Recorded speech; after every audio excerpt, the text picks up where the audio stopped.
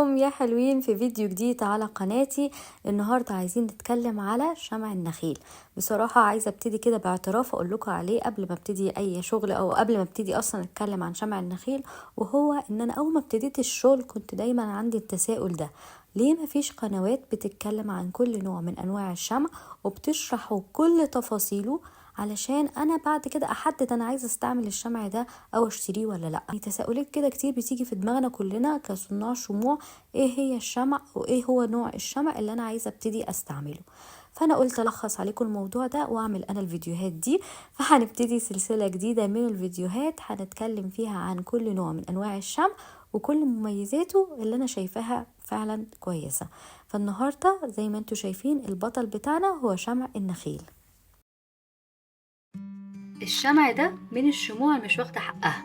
اولا هو شمع طبيعي فمش مضر خالص للصحة. ثانيا زي ما انتوا شايفين اللون بتاعه الابيض بجد مش مصفر ولا جاي اوف وايت، فهو بيبقى حلو قوي في الشموع، وفي نفس الوقت برضو بيستقبل لون لو عايزين تلونوه وتغيروا لونه.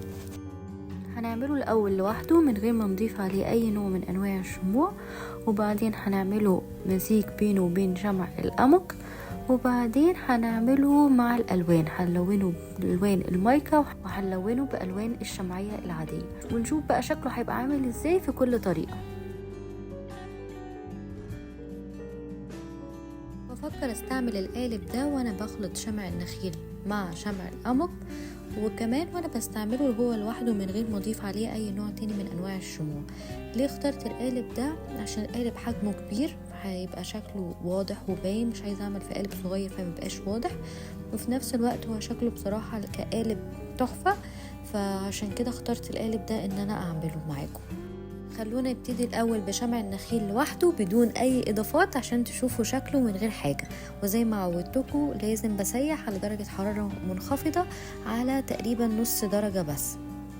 الوقت اللي الشمع بيسيح فيه هبتدي بقى اخد الفتيل بتاعي واخرم القالب او ادخل الفتيل جوه القالب.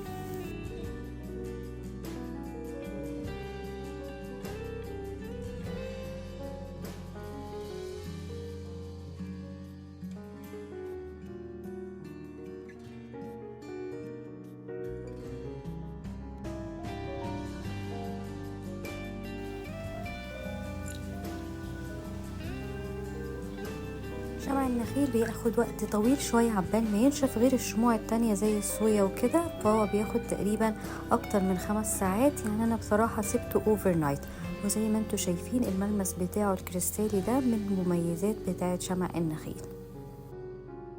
بس لازم هنا اقول معلومة مهمة جدا: هو كل ما كان القالب بتاعنا صغير كل ما كان الشمع عندنا بينشف اسرع. هنا عشان الشمع كان في قالب كبير فعشان كده خد وقت طويل.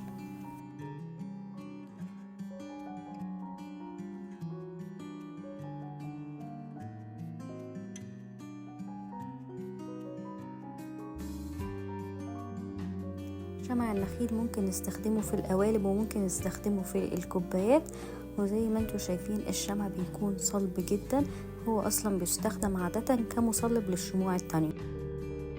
يعني ممكن امزجه مع شمع الصويا وممكن امزجه مع شمع الاموك عشان يديهم صلابة اكتر، وزي ما انتوا شايفين هو برضو لوحده صلب جدا ويعتبر من اصلب انواع الشموع.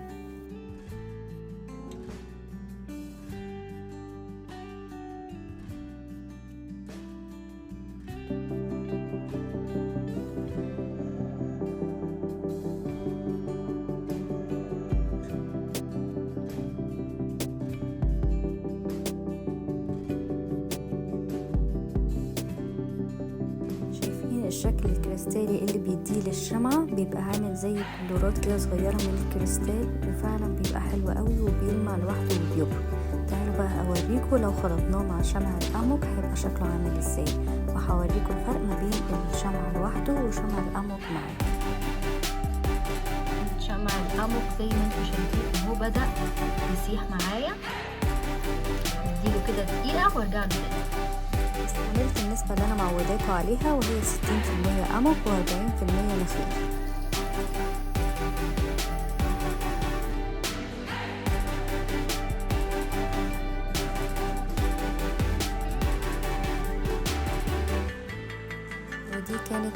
حاجة بعد ما طلعته من القالب زي ما انتوا شايفين كأننا استعملنا شمع تاني خالص.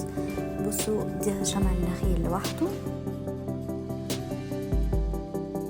وده شمع الأموك مع النخيل. شايفين الفرق كبير ازاي؟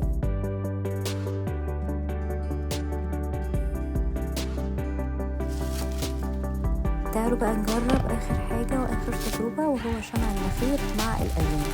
هنعمله مع الوان المايكا، وهنعمله كمان مع الالوان الشمعية العادية اللي احنا بنقدر نجيبها من اي مكتبة. سؤال مهم هنا لازم نجاوب عليه، وهو بخصوص الشموع المعطرة باستخدام شمع النخيل. هل شمع النخيل مناسب مع الزيوت العطرية؟ الإجابة هي مناسب جدا كمان. شمع النخيل من الشموع اللي بتحتفظ بالعطر لفترة طويلة جدا، وعمره ما بيكتب العطر جوه الشمعة، وبالعكس أنا بحبه جدا لما بستعمله في الفواحات العطرية. فممكن تحطوا معاه عطر بنسبة 15% أو 10%، بيبقى حلو جدا. دي الوان المايكا والالوان الشمعيه، واخترت نفس اللون اللي هو الاخضر عشان اوريكم التجربه. هنستعمل القالب بتاع الدبدوب الصغير وهنبتدي الخلط. اول حاجه هاخد كميه بسيطه من الوان المايكا زي ما انتوا شايفين كده. الوان المايكا بتبقى حلوه جدا جدا جدا جدا، وشكلها تحفه مع الشمع، خصوصا لما الشمع يكون دايب. هاخد كميه دي واقوم مزوده عليها كميه بسيطه برضه من الشمع. الدبدوب ده بياخد تقريبا 30 جرام شمع، فمش بحط كتير، وبقلب اكيد علشان يمتزج الشمع مع الوان المايكا ويديني اللون الحلو. بصوا شكلها كده لما اعمل زوم اوريكم شكل الشمع عامل ازاي مع الوان المايكا، بجد عامل زي الجالكسي. بصوا، واللون الاخضر ده خطير بجد، حلو قوي. تعالوا بقى نصب في القالب بعد ما سخنا القالب شويه. نزود كمان. اوكي حلو قوي كده، هنسيبه ينشف ونروح نعمل القالب الدبدوب التاني بالالوان الشمعية.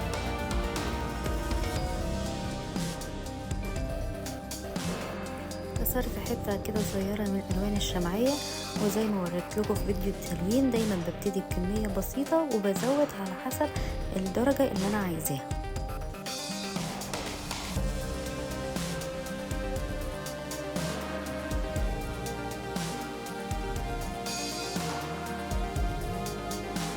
الفرق بين الوان المايكا والالوان الشمعيه طبعا هو مش باين هنا قوي علشان برضه لسه منشفتش، بس مبدئيا باين اختلاف اللون.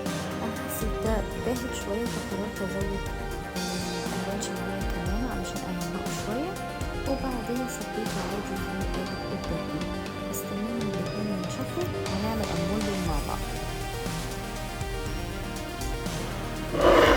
كده بعد ما نشفوا عندي الاتنين، ده بالالوان الشمعيه وده بالوان المايكا. نفس الكلام للدبدوب الوان شمعيه ودي الوان المايكا. زي ما انتوا شايفين الكريستالات دي او الشكل الكريستالي موجود حتى في الالوان، بتبقى باينه واضحه، والملمس بتاعه برضو بيبقى مختلف. بس في الحالتين بصراحة الألوان بتاعته حلوة قوي. يلا بينا نعمل الأمولدنج ونشوف شكل الدبدوب عامل ازاي.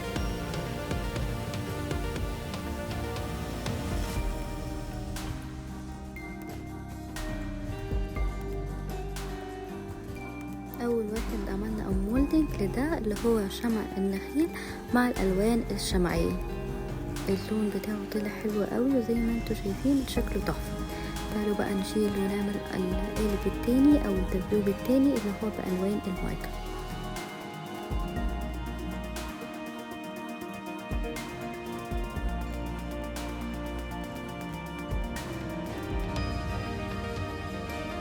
زي ما انتوا شايفين الالوان المايكا بيبقى شكلها احلى وهي دايبة، او الشمع سايح مش بيبقى شكلها حلو قوي وهو ناشف.